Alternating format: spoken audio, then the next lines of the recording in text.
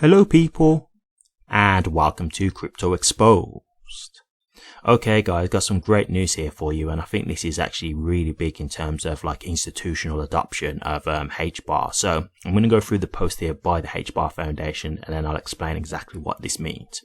We're excited to announce that Elliptic, the global leader in crypto asset risk management, has now integrated with the Hedera Stablecoin Studio, further opening the door for institutional issuers to leverage the open source SDK. Okay, going to get a bit deeper.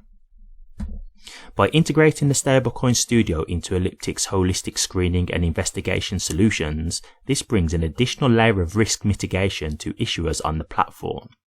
For institutions and fintechs moving on-chain, this means advanced means of tracking the flow of money, in turn helping them mitigate fraud.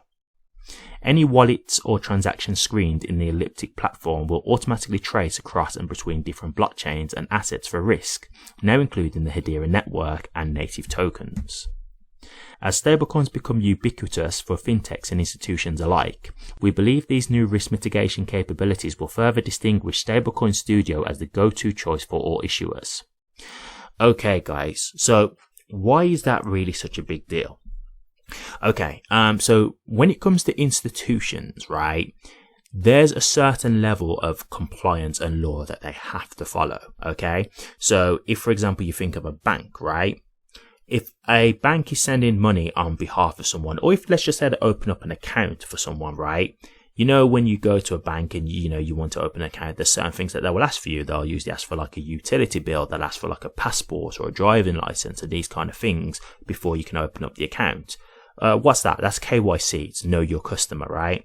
And the reason why they do these things is to help mitigate fraud and things like that. They want to know that the person that they're opening an account for is trustworthy and they're not, for example, like a terrorist or something like that.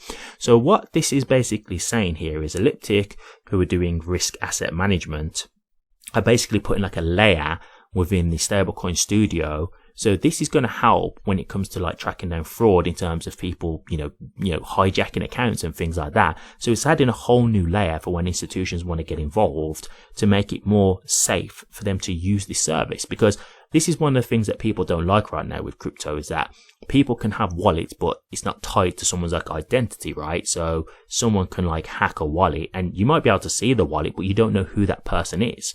Now, eventually I do think, over time it will probably become a thing where, you may have to have an identity to a wallet. That's a very real possibility. And I think that's what banks are going to want. They're going to want it to be a thing where, if there's a problem, they can verify who the problem is. Like if someone, for example, has hijacked an account and stole like thousands of dollars of money, they want to know they can find out who that person is within that bank and get the funds back, like seize them back, that kind of thing.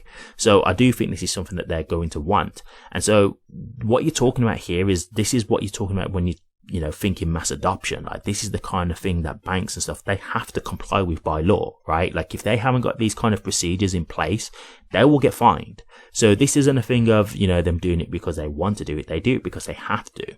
So when you're seeing this company join with them and put in this new layer within the Stablecoin Studio, I agree, this could make it the go-to for institutions. So this is a massive move.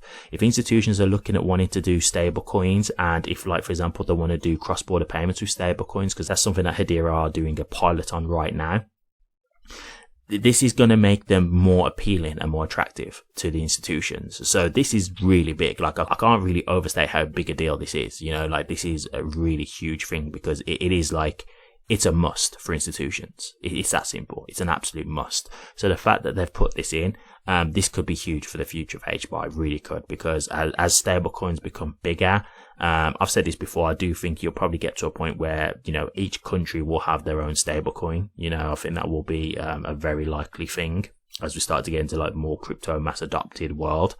And banks might want to create stablecoins and whatever, they could all have their own versions and that kind of thing, but it's definitely going to be something where they're going to want compliance. When you're talking institutions, they're not going to get in here on a whim. That's why we're in the space that we're in right now, right? Because we don't have regulations. That's why, you don't have the huge adoption right now and the huge institutions coming in as thick and fast as you would like, because there's no regulations.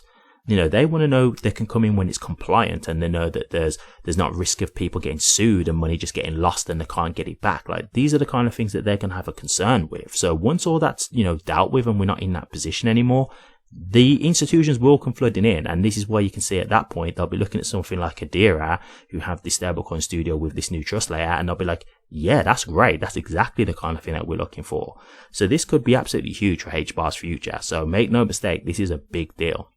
So I thought I'd share this with you guys because to me, I think this is something that's really going to solidify HBAR's future with the big institutions. Thank you very much for watching this. If you did like it, please remember to drop a comment, like, and subscribe. Take care.